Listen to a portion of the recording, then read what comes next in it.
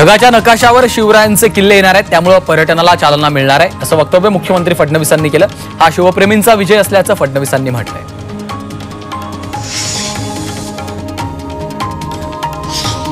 युनेस्कोच्या जागतिक वारसा यादीत शिवरायांचे गडकिल्ले समाविष्ट झाल्यानं महाराष्ट्राचं वैभव जगापर्यंत पोहोचेल अशी प्रतिक्रिया भाजपचे नेते सुधीर मुनगंटीवारांनी दिली।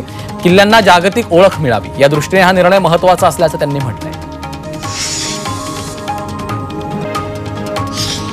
युनेस्कोच्या जागतिक वारसा यादीमध्ये राज्यातल्या 11 किल्ल्यांचा समावेश आहे। यामध्ये पन्हाळगडाचा देखील समावेश आहे। यावर पन्हाळगड आता जगाच्या पाठीवर ठसा उमटवणार अशी प्रतिक्रिया कोल्हापूरचे पालकमंत्री प्रकाश आंबेडकर यांनी दिली। तर आता जबाबदारी वाढली असून पर्यटकांना लागणाऱ्या सोयी सुविधा लक्षात घेऊन नियोजन केलं जाईल असंही त्यांनी सांगितलंय। रायगडसह राज्यातील 11 किल्ल्यांचा युनेस्कोच्या जागतिक वारसा यादीमध्ये समावेश झाल्याबद्दल खासदार सुनील तटकरे यांनी आनंद व्यक्त केला। मात्र रायगड संवर्धन कामाला वेग नसल्यानं त्यांनी खंत व्यक्त केली आहे। ज्या पद्धतीनं राज्य सरकार रायगड किल्ल्याच्या संवर्धनासाठी निधी उपलब्ध करून देत आहे त्या तुलनेत संवर्धन कामाला वेग दिसत नाही। या संदर्भात राज्य आणि केंद्राकडे पाठपुरावा करणार असल्याचं तटकरेंनी म्हटलंय। युनेस्कोनं नुकतीच महाराष्ट्रातील 11 आणि तामिळनाडूतील 1 अशा एकूण 12 गड किल्ल्यांना जागतिक वारसा स्थळाचा दर्जा दिला। साताऱ्यातील छत्रपती शिवाजी महाराज संग्रहालयात या सर्व 12 गड किल्ल्यांच्या हुबेहूब प्रतिकृती ठेवण्यात आल्यात। या प्रतिकृती लवकरच सर्वसामान्यांना पाहता येणार आहेत। किल्ले रायगडावर शिवप्रेमींनी जल्लोष केला। युनेस्कोच्या वारसा यादीमध्ये शिवरायांच्या 12 गड किल्ल्यांना स्थान मिळाल्याप्रकरणी आनंद व्यक्त करण्यात आला।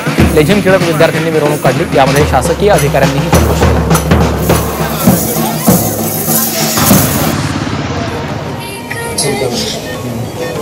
हिमोफिलिया या अनुवांशिक आजारावरील अतिशय महागड हेमलिब्रा इंजेक्शन आता परभणीच्या जिल्हा सामान्य रुग्णालयात उपलब्ध करून देण्यात आलं। पालकमंत्री मेघना बोर्डीकरांच्या हस्ते हेमलिब्रा इंजेक्शनचं लोकार्पण पार पडलं। हेमलिब्रा इंजेक्शन मिळणारं परभणीचं जिल्हा सामान्य रुग्णालय राज्यातलं पहिलं रुग्णालय ठरलंय।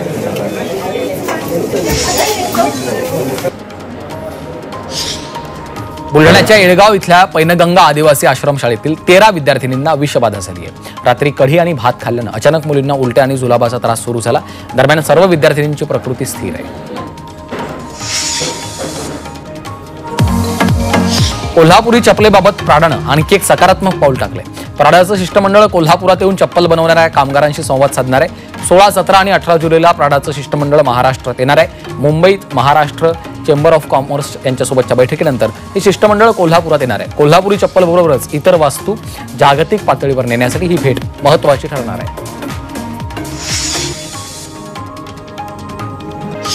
गणेशोत्सवाच्या पार्श्वभूमीवर चंद्रपूर मनपाकडनं मंडळाच्या पदाधिकाऱ्यांसोबत आणि मूर्तिकारांसोबत विशेष बैठक घेण्यात आली। या बैठकीमध्ये गणेशोत्सव काळातल्या नियमांवर चर्चा करण्यात आली आहे, तर काही अटी शर्थींसह पीओपीच्या मूर्तींना परवानगी देण्यात आली आहे।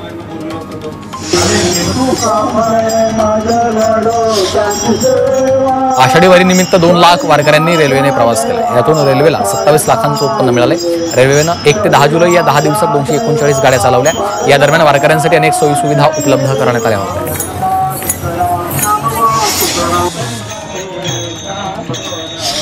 कर्नाटकच्या 7 जिल्ह्यातील आरटीओ अधिकारी विठुरायाच्या दर्शनासाठी पायी निघालेत। या वारीमध्ये कर्नाटकचे आरटीओ कमिशनर, विविध जिल्ह्यातले आरटीओ अधिकारी आणि कर्मचारी उत्साहाने सहभागी झाले। विठुरायाच्या भक्तीनं प्रेरित होऊन पायी चालत पंढरपूर गाठण्याचा निर्धार त्यांनी केला।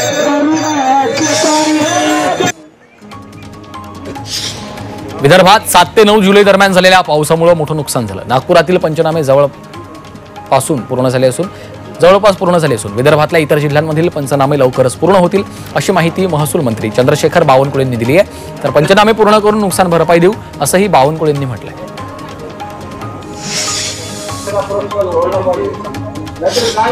अहिल्यानगरचे खासदार निलेश लंकेंच्या उपोषणाचा आज दुसरा दिवस आहे। नगर मनमाड राष्ट्रीय महामार्गाचं रखडलेलं काम तत्काळ सुरू करावं या मागणीसाठी ते उपोषणाला बसलेत। जिल्हाधिकारी कार्यालयाच्या समोर उपोषण सुरू आहे।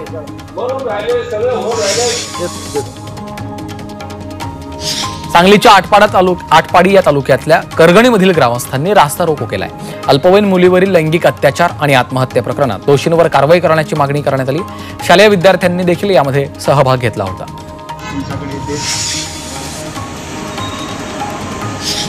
भिवंडी पडघा टोल नाक्याविरोधात मनसे आणि शिवसेना ठाकरे पक्षानं 17 जुलै रोजी मोर्चाची हाक दिली। मुंबई नाशिक महामार्गावरील सर्व्हिस रोडची दयनीय अवस्था झाली आहे। मुख्य रस्त्यावर मोठे खड्डे पडले। महामार्ग भिवंडी ते कसारा या सुस्थितीत होत नाही तोपर्यंत टोल आकारणी बंद करण्याच्या मागणीसाठी हा मोर्चा काढण्यात येणार आहे। सांगलीमध्ये आमदार जितेंद्र आव्हाड यांच्या विरोधात भाजप आक्रमक झाली आहे। भाजपचे आमदार गोपीचंद पडळकरांबद्दल बदनामीकारक विधान केल्याने पडळकर समर्थकांकडून आव्हाड यांच्या विरोधात आंदोलन करण्यात आले। आव्हाड यांनी पुन्हा बदनामीकारक विधान केल्यास जशास तसे उत्तर देऊ असा इशारा दिला आहे।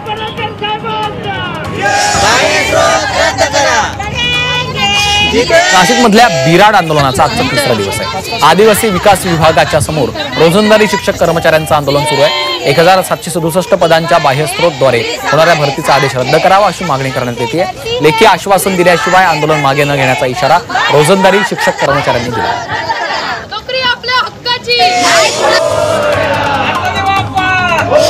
अलमट्टी धरणाच्या उंची विरोधात सांगलीमध्ये कृष्णा महापूर नियंत्रण समितीकडून आंदोलन करण्यात आलं। कर्नाटक आणि महाराष्ट्र सरकारला सद्बुद्धी द्यावी असं म्हणत समितीकडून थेट कृष्णा नदीला साकडं घालण्यात आलं। यावेळी कृष्णा नदीचं पूजन करत अलमट्टी धरणाच्या उंची विरोधात जोरदार घोषणाबाजी करण्यात आली।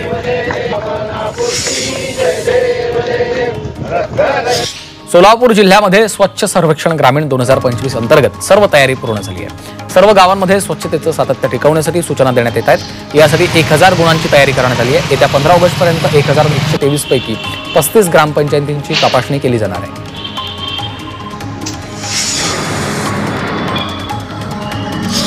सार्वजनिक स्वच्छतेसाठी नाशिक महानगरपालिकेनं कंबर कसली आहे। सार्वजनिक ठिकाणी स्वच्छतेची कठोर अंमलबजावणी करण्यासाठी मनपाकडनं माजी सैनिकांची 12 पथकं तैनात केली जाणार आहेत। या पथकांकडून शहरात अस्वच्छता करणाऱ्यांना 150 ते 25,000 रुपयांपर्यंत दंड केला जाणार आहे। सार्वजनिक ठिकाणी थुंकणं, कचरा करणं, जाळणं, बांधकाम साहित्य रस्त्यावर टाकणं, राडारोडा टाकणं असे प्रकार केल्यास दंडात्मक कारवाई होणार आहे।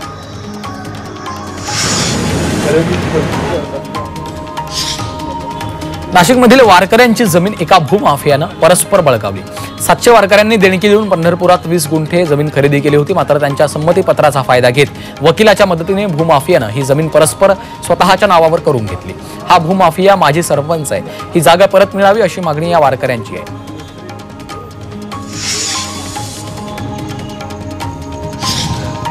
घरामध्ये काळवीट प्राण्याचं शिंग आढळल्यानं एकाला अटक करण्यात आली आहे। जालन्यातल्या अंबड पोलिसांनी दादासाहेब दिवटे या आरोपीला अटक केली आहे।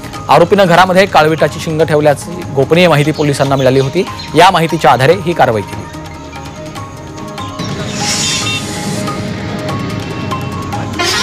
चंद्रपूर जिल्ह्यातील बल्लारपुरात बनावट दारूचा साठा जप्त करण्यात आला। पोलिसांनी बनावट देशी विदेशी दारूचे 41 बॉक्स जप्त केले। उत्पादन शुल्क विभागाने ही कारवाई केली आहे। या कारवाईमध्ये एका व्यक्तीला अटक करण्यात आली आहे।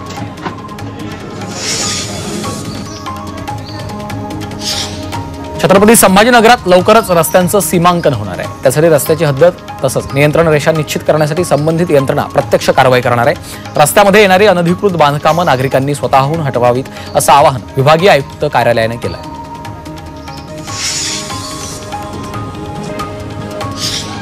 पुणे मेट्रोच्या ताफ्यामध्ये लवकरच 12 नव्या मेट्रो दाखल होणार आहेत। पिंपरी चिंचवड ते निगडी आणि स्वारगेट ते कात्रज या 2 विस्तारित मार्गासाठी महामेट्रोकडनं 12 नव्या ट्रेन खरेदी करण्यात येणार आहेत। पुढील 2 ते 2.5 वर्षात या सर्व ट्रेन पुण्यामध्ये दाखल होणार असून पुण्यातल्या मेट्रो ट्रेनची संख्या 46 पर्यंत वाढणार आहे।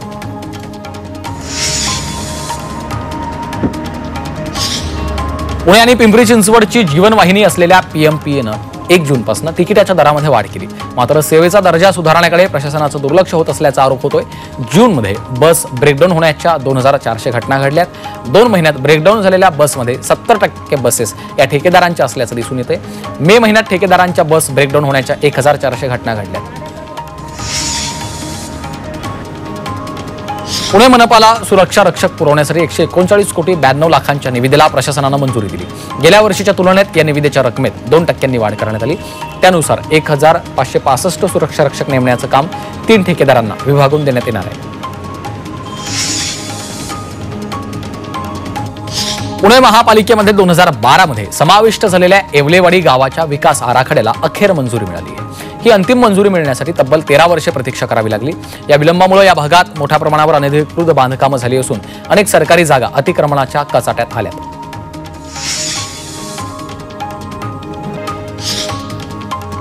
गरिबांच्या हडप केलेल्या जमिनी त्यांना परत मिळवून देण्यासाठी विशेष मोहीम राबवण्यात येईल अशी घोषणा महसूल मंत्री चंद्रशेखर बावनकुळेंनी विधानसभेत केली। असलम शेख, योगेश सागर, अबू आझमी यांनी याबाबतचा प्रश्न उपस्थित केल्यानंतर बावनकुळेंनी घोषणा केली आहे। चंद्रपुरातील बल्लारशाह रेल्वे प्रवाशांच्या सुरक्षेसाठी आमदार सुधीर मुनगंटीवारांनी पुढाकार घेतला। मुनगंटीवारांनी रेल्वे स्थानकावर स्वतंत्र रेल्वे पोलीस ठाणे करण्याची मागणी मुख्यमंत्री फडणवीस यांच्याकडे केली होती। यानंतर मुख्यमंत्र्यांनी ही मागणी मान्य करत संबंधित अधिकाऱ्यांना स्वतंत्र जीआरपी पोलीस ठाणे करण्याच्या सूचना दिल्या।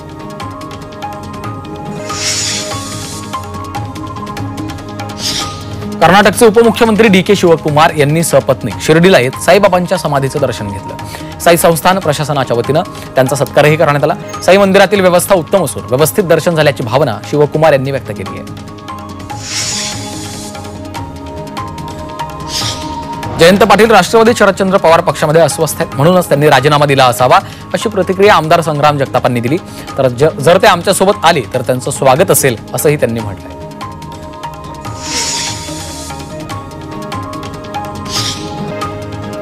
ठाकरे बंधू स्वतःची राजकीय पोळी भाजण्यासाठी तसंच हिंदी मराठीमध्ये तेढ निर्माण करण्यासाठी देवेंद्र फडणवीसांवर टीका करतायत असा आरोप माजी खासदार नवनीत राणा यांनी केलेला आहे। मला शेवटच्या श्वासापर्यंत मराठीचा अभिमान राहील, कारण मी महाराष्ट्रामध्ये जन्माला आलेली आहे असंही त्यांनी म्हटलंय। आईसारखं कोणी नसतं, आईशी प्रेमाने वागा, आई बापामुळे जन्म घेतलाय त्यामुळे शेवटपर्यंत त्यांना विसरू नका असं आवाहन उपमुख्यमंत्री अजित पवारांनी केलंय। मी बारामतीमध्ये येतो त्यावेळेस आईला भेटतो, रात्रीच मी आईला भेटलो, दर्शन घेतलं, तिच्याशी गप्पा मारल्याचं अजित पवारांनी सांगितलंय। बारामतीमधील सावित्री हॉस्पिटलच्या उद्घाटनाप्रसंगी ते बोलत होते।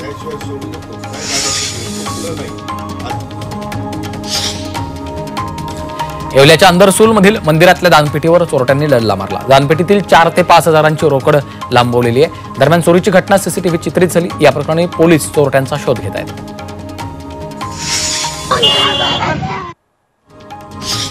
नाशकात फेसबुक फ्रेंड महिलेनं 55 लाखांना गंडा घातल्याने कृषी अधिकाऱ्यांना आत्महत्या केल्याची धक्कादायक घटना घडली। हायको ऑइलचा व्यवसाय करण्याचा आमिष दाखवून हा गंडा घालण्यात आला। या प्रकरणामध्ये नाशिक शहर सायबर पोलीस ठाण्यातून फेसबुक आयडी धारक महिलेविरोधात तसंच रक्कम वर्ग करण्यासाठी बँक खातं उपलब्ध करून देणाऱ्या खातेदारांवर गुन्हा दाखल केला आहे। संभाजीनगरात तरुणांची जीवघेणी स्टंटबाजी पाहायला मिळाली। सोशल मीडियावर फेमस होण्यासाठी हे तरुण जीव धोक्यामध्ये घालून स्टंटबाजी करतायत। रील बनवण्यासाठी हे तरुण चालत्या बाईकवर चढलेत। एक तरुण दुचाकीवर उभा राहून रील बनवतोय तर दुसरा गाडी चालवतोय। हा व्हिडिओ सोशल मीडियावर व्हायरल होतोय।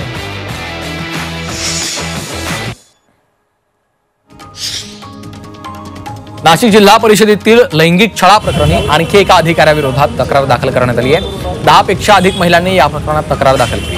पीडित महिलांनी तक्रार करण्यासाठी पुढे यावं असं आवाहन प्रशासनाकडून करण्यात आलंय।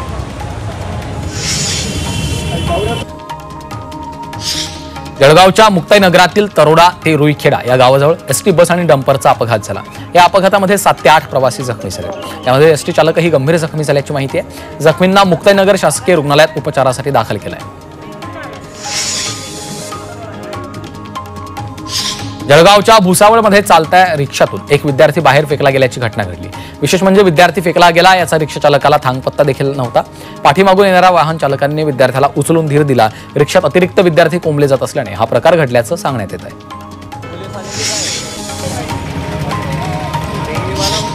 जालना जिल्ह्यातील भोकरदनमध्ये एका अज्ञातानं दुचाकीला पेटवून दिलं।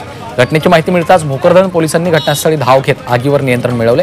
आग लावणाऱ्या संशयित व्यक्तीचा सध्या पोलिसांकडून शोध सुरू आहे।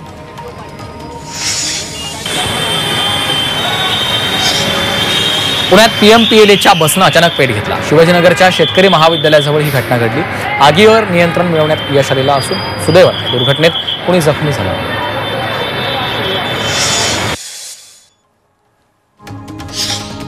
शिरूर तालुक्यात बिबट्याची दहशत पसरली आहे। करडे गावात बिबट्यानं घरासमोर कुत्र्याला उचलून नेण्याची घटना घडली आहे। ही घटना सीसीटीव्हीमध्ये कैद झाली। या घटनेमुळे गावात भीतीचं वातावरण आहे, त्यामुळे बिबट्याला जेरबंद करण्याची मागणी नागरिक करतायत। साताऱ्याच्या माण तालुक्यात अनेक ठिकाणी खैराच्या झाडाची कत्तल सुरू आहे। किरसाल गावात कटर मशीनच्या सहाय्यानं हजारो झाडांची कत्तल केली जाते। लाखो रुपयांची ही झाडं एका मोठ्या व्यापाऱ्याला विकली जात आहेत। यामध्ये वन विभागाचे अधिकारी सहभागी असल्याची शक्यता आहे।